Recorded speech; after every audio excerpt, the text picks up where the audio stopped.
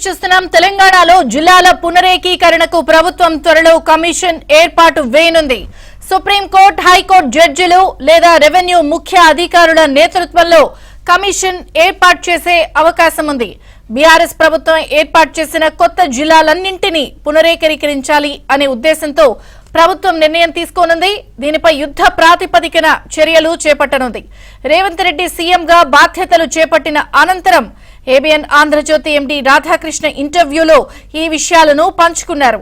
గత ప్రభుత్వం చేపట్టిన జిల్లాల పునర్విభజన శాస్త్రీయంగా జరగలేదని, వాటిని సరిచేయాలి అనుకుంటున్నట్లు తెలిపారు. అసెంబ్లీ నియోజకవర్గాలు ఒక్క జిల్లాలోనే ఉండేలా చర్యలు చేపట్టనున్నారు. డ్రైన్ అయిపో అంటే ఏమంటారు, డ్రైన్ అయిపో మనం అసలు మనకున్న శక్తి అంతా సన్నగిలిపోయే విధానం ఇది. 33 జిల్లాలు ఉండాలనా లేదా అనే చర్చ కంటే ఒక జిల్లాలో 3.5-4 లక్షల జనాభా ఉంటే ఒక జిల్లా 1 కోటి జనాభా పైన ఉంది. ఇప్పుడు హైదరాబాద్ డిస్టిక్ లో 15 అసెంబ్లీలు ఉన్నాయి. సో 1 కోటి పైచిలకు జనాభా ఇక్కడ ఉంది.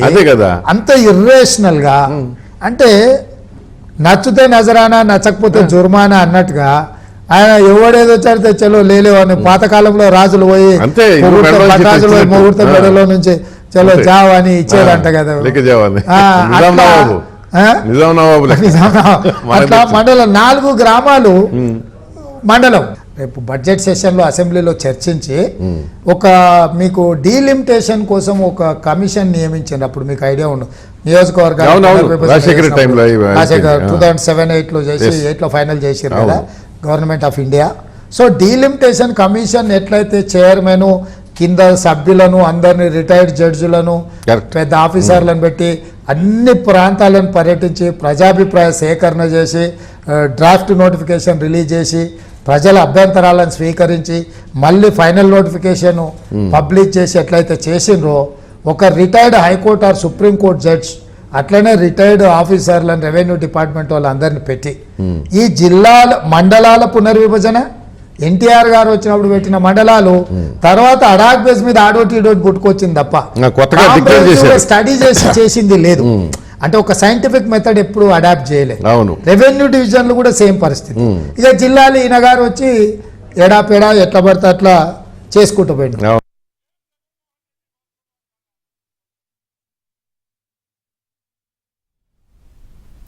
తెలంగాణలో ప్రస్తుతం 33 జిల్లాలున్నాయి. గతంలో 10 జిల్లాలు మాత్రమే ఉండగా విభజన అనంతరం అప్పటి ముఖ్యమంత్రి కేసీఆర్ వాటిని విభజించారు.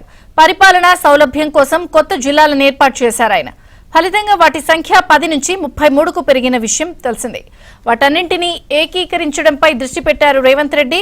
రాష్ట్రంలో 33 జిల్లాలు అవసరం లేదని ఆయన అభిప్రాయపడుతున్నారు. చిన్న జిల్లాలన్నింటినీ పునరేకరించాలి అనే ఆలోచనలో రేవంత్ ఉన్నట్లు తెలుస్తోంది. దీనిలో భాగంగా జిల్లాల పునరేకీకరణకు సుప్రీంకోర్టు, హైకోర్టు జడ్జిలు లేదా రెవెన్యూ ముఖ్య అధికారుల నేతృత్వంలో కమిషన్ ఏర్పాటు చేసే అవకాశం ఉంది. తెలంగాణలో త్వరలో జిల్లాల పునరేకీకరణకు కమిషన్ ఏర్పాటు కాబోతోంది. సుప్రీంకోర్టు, హైకోర్టు జడ్జిలు, అధికారుల నేతృత్వంలో. మరిన్ని వివరాలు మా ప్రతినిధి రాజేష్ అందిస్తారు. రాజేష్, మొత్తానికి కాంగ్రెస్ ప్రభుత్వం అధికారంలోకి వచ్చిన తర్వాత చాలా కీలకమైనటువంటి అంశాల్లో నిర్ణయాలు తీసుకుంటూ ముందుకు వెళ్తుంది రేవంత్ రెడ్డి సర్కార్. గతంలో పరిపాలనా పరమైనటువంటి అంశాలను దృష్టిలో ఉంచుకొని పాలనా సౌలభ్యం కోసం కేసీఆర్ ప్రభుత్వం తీసుకొచ్చినటువంటి ఉమ్మడి ఆంధ్రప్రదేశ్లో ఉన్నటువంటి జిల్లాలకు విడిపోను బైఫర్కేషన్ తర్వాత తెలంగాణ కేవలం 10 జిల్లాలతో మాత్రమే ఏర్పాటు కాబడ్డది. సో ఈ 10 జిల్లాలతో ఏర్పాటైనటువంటి తెలంగాణని 33 జిల్లాలుగా ఏర్పాటు చేస్తూ కేసీఆర్ ప్రభుత్వం అప్పట్లో నిర్ణయం తీసుకుంది. దానిలో భాగంగా గతంలో ఉన్నటువంటి 37 రెవెన్యూ డివిజన్లను దాదాపు 74 రెవెన్యూ డివిజన్లకు పెంచుతూ కేసీఆర్ ప్రభుత్వం నిర్ణయం తీసుకుంది. అప్పట్లో ఉన్నటువంటి 464 మండలాలను కూడా 607కు పెంచుతూ నిర్ణయం తీసుకుంది. ఇక అక్కడక్కడ చాలా చోట్ల అంటే మండలాలు అదేవిధంగా జిల్లాల ఏర్పాటు అనేటువంటిది కేసీఆర్ ప్రభుత్వం, బీఆర్ఎస్ ప్రభుత్వం తీసుకున్నటువంటి నిర్ణయంలో భాగంగా గతంలో ఉన్నటువంటి వాటికంటే చాలా భారీగా పెరిగింది. పాలనా సౌలభ్యం పేరిట తీసుకున్నటువంటి ఈ నిర్ణయాలపైన అప్పట్లో కేవలం రాజకీయపరమైనటువంటి లబ్ధి చేకూరడంలో భాగంగానే ఈ తరహా నిర్ణయాలు కేసీఆర్ తీసుకున్నటువంటి విమర్శలు అప్పట్లో మిగతా ప్రతిపక్ష పార్టీలన్నీ కూడా చాలా తీవ్రంగా విమర్శించినటువంటి పరిస్థితి అయితే కనిపిస్తుంది. అయితే కాంగ్రెస్ ప్రభుత్వం కొత్తగా అధికారంలోకి వచ్చిన తర్వాత దీనిపైన క్షేత్రస్థాయిలో దృష్టి పెట్టినట్లు కూడా తెలుస్తుంది. గడిచినసారి అంటే జనవరి 6వ తేదీన ఏవైనా ఆంధ్రజ్యోతి సంస్థల ఎండీ రాధాకృష్ణ గారికి ఇచ్చినటువంటి ఇంటర్వ్యూలో కూడా రేవంత్ రెడ్డి ఇదే అంశాన్ని ప్రధానంగా ప్రస్తావించేటువంటి ప్రయత్నం చేశారు. కేసీఆర్ ప్రభుత్వము తెలంగాణ రాష్ట్రాన్ని అధోగతి పాలు చేయడంతో పాటు అనుచితమైనటువంటి నిర్ణయాలు తీసుకోవడం వల్ల రాష్ట్రం పూర్తిగా ఇబ్బందికరంగా మారింది. అందులో 33 జిల్లాలుగా విభజిస్తూ తీసుకున్నటువంటి నిర్ణయం ఏదైతే ఉందో ఈ నిర్ణయాన్ని కాంగ్రెస్ ప్రభుత్వం పునరాలోచించబోతుంది.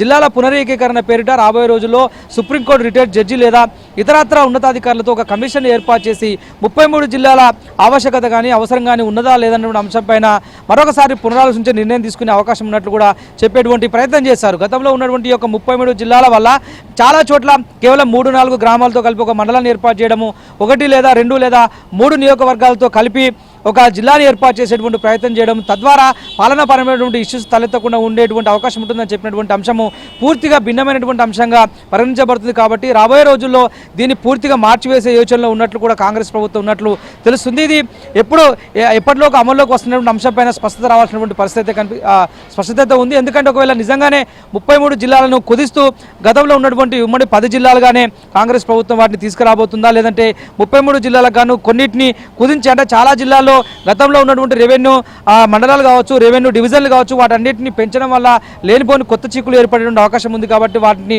కుదిస్తూ నిర్ణయం తీసుకోవడమా, లేదంటే ఉన్నటువంటి జిల్లాలను తగ్గిస్తూ నిర్ణయం తీసుకోవడమా, చాలా చోట్ల కొత్త మండలాలను ఏర్పాటు చేసినటువంటి పరిస్థితి ఉన్నప్పటికీ అక్కడ సరైనటువంటి మౌలిక వసతులు లేవు, స్టాఫ్ లేదు, సిబ్బంది లేదు, పూర్తి స్థాయిలో అధికారులు అక్కడ నియమించబడ్డటువంటి పరిస్థితి కూడా ఇప్పటివరకు కనిపించినటువంటి సిచ్యువేషన్ ఉంది. కాబట్టి దీనిపైన న్యాయ సలహాలు, న్యాయ సూత్రాలు పాటించిన తర్వాత భవిష్యత్తులో జరగబోయేటువంటి ఇబ్బందులను దృష్టిలో ఉంచుకొని రాష్ట్ర ప్రభుత్వం 33 జిల్లాలను కుదిస్తూ నిర్ణయం తీసుకునే అంశంపైన త్వరలో ఒక కమిషన్ ఏర్పాటు కాబోతున్నట్టు కూడా రేవంత్ రెడ్డి స్పష్టం చేశారు. దీనిపైన గ్రౌండ్ లెవెల్లో ఒక క్షేత్రస్థాయి కమిటీని కూడా ఏర్పాటు చేసి తద్వారా వచ్చేటువంటి ఇబ్బందులను ప్రభుత్వం దృష్టికి వచ్చిన తర్వాత నిర్ణయం తీసుకునే అవకాశం ఉన్నట్లు కూడా తెలుస్తుంది. అదేవిధంగా రాష్ట్రానికి క్యాపిటల్ సిటీగా ఉన్నటువంటి హైదరాబాద్ను సైతము ఆ గతంలో బీఆర్ఎస్ ప్రభుత్వం విచ్ఛిన్నకరంగా మార్చింది. హైదరాబాద్ను 4 జిల్లాలుగా మారిస్తే ఏ విధంగా ఉండబోతున్న అంశంపైన కూడా రేవంత్ రెడ్డి ప్రభుత్వం పునరాలోచనలో పడినట్లు కూడా తెలుస్తుంది. ఇదే కనుక జరిగితే భవిష్యత్తులో బీఆర్ఎస్ ప్రభుత్వం తీసుకున్నటువంటి ఒక ప్రతి నిర్ణయాన్ని ప్రజాక్షేత్రంలో ఎండగడుతూ ప్రజల అభిప్రాయం మేరకు మాత్రమే ముందుకు వెళ్ళేటువంటి అంశం పట్ల రేవంత్ రెడ్డితో పాటు ఇతర ఉన్నతాధికారులు అదేవిధంగా ప్రభుత్వ యంత్రాంగంతో కూడా పునరాలోచించినట్లు తెలుస్తుంది. అదే అంశాన్ని పదే రేవంత్ రెడ్డి చాలా సందర్భాల్లో మాట్లాడేటువంటి ప్రయత్నం చేశారు. ఇప్పుడు కూడా ఈ 33 జిల్లాల ప్రస్తావన కూడా పాలనపరమైనటువంటి సౌలభ్యంలో భాగంగా తీసుకొచ్చినామని చెప్తున్నటువంటి పరిస్థితి క్షేత్రస్థాయిలో ఉన్న అది రియాలిటీకి దూరంగా ఉంది. కాబట్టి దీన్ని పునరాలోచించి పునరేకీకరణ చేస్తే కనుక ఎలాంటి ఇష్యూస్ తలెత్తుతున్న అంశంపైన రేవంత్ రెడ్డి ఒక నిర్ణయానికి వచ్చినట్టు తెలుస్తుంది. త్వరలో దీనిపైన మరి ఒక కమిటీని వేస్తారా, లేదంటే ఉన్నత స్థాయి నిపుణుల సలహాలు సూచనల ఆధ్వర్యంలో జరిగినటువంటి నిర్ణయం ఆధారంగా ముందుకు వెళ్తారని మాత్రం చూడాల్సిన పరిస్థితి